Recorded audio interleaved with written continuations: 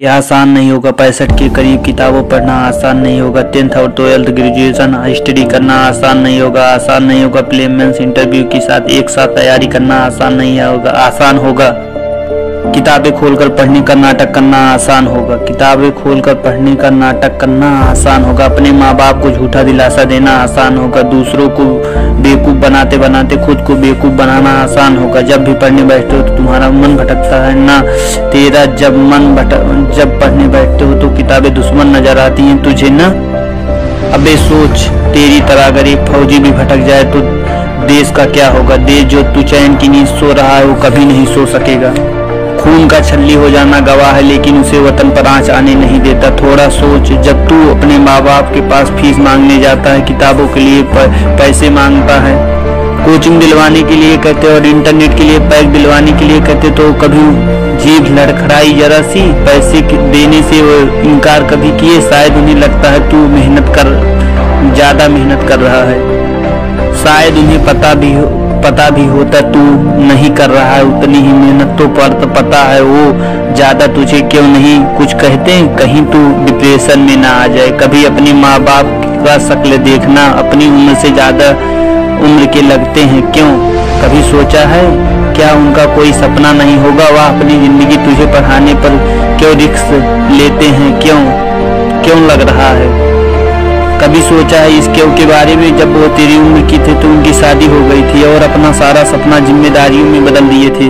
जब तू पैदा हुआ तो उन्होंने सोचा मेरे साथ जो हुआ सो हुआ, लेकिन इसके साथ जरूर इसे बनाऊंगा। इसके कभी तकलीफ नहीं दूंगा या होने दूंगा। जिम्मेदारी व्यक्ति को उम्र से ज़्यादा उम्रदार बना देती है। कभी तो सोच क्यों उन दोनों के पास क्यों कई हजार क्यों हैं तुझे पढ़ाने के लिए, लेकिन तेरे पास पढ़ने के लिए एक भी क्यों नहीं है।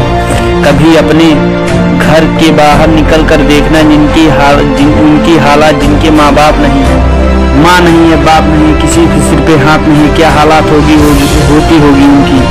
वह बच्चे जो दुकानों पर काम करते हैं और भीख मांगते हैं, कूड़ा उठाते हैं, देखे हो ना, वो क्यों नहीं।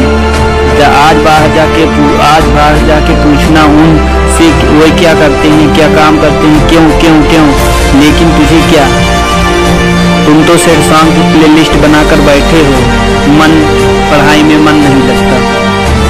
मन में लड़का लड़की के विचार लाने बंद कर। अरे यार कुछ नहीं है, ये मेल फीमेल बॉडी है डेट्स। और जानवर की तरह जिंदगी जीना बंद कर। तुझमें और जानवर में सिर्फ एक ही अंतर है, वो शिक्षा नहीं ग्रहण करते।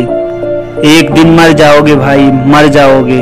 कोई किसी को नहीं पूछता। अगर सक्सेस हाथ में नहीं होगी तो सब तुम्हें छोड़ के चले जाएंगे और सारी दुनिया तुम्हें भीड़ में अकेला छोड़ देगी। फिर रोगे, जिंदगी भर रोगे और साला जिंदगी को दोष दोगे।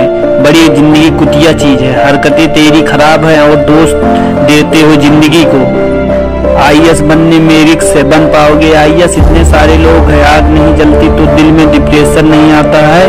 अरे बेवकूफ, तेरे सामने रियल लाइफ कैरेक्टर, तेरे माता पिता दिन रात बिना स्वार्थ की मेहनत कर रहे हैं, खून जला रहे हैं, पसीने बहा रहे हैं। तुझे डिप्रेशन नहीं आता उनसे कतई भी। अरे ठंडा पड़ गया है क्या, जी रहे हो लाश जैसे, फिर क्यों कर रहे हो। फिर 20 साल हो गए हैं उन्हें तेरे लिए सेवा करते करते। भाई दिन रात भगवान को पूजने के बजाय मेहनत कर, ज्ञान अर्जित कर और थोड़ा सा कुछ बन जा। असली भगवान अपने माँ बाप को थोड़ी सी जिंदगी देने दे यार।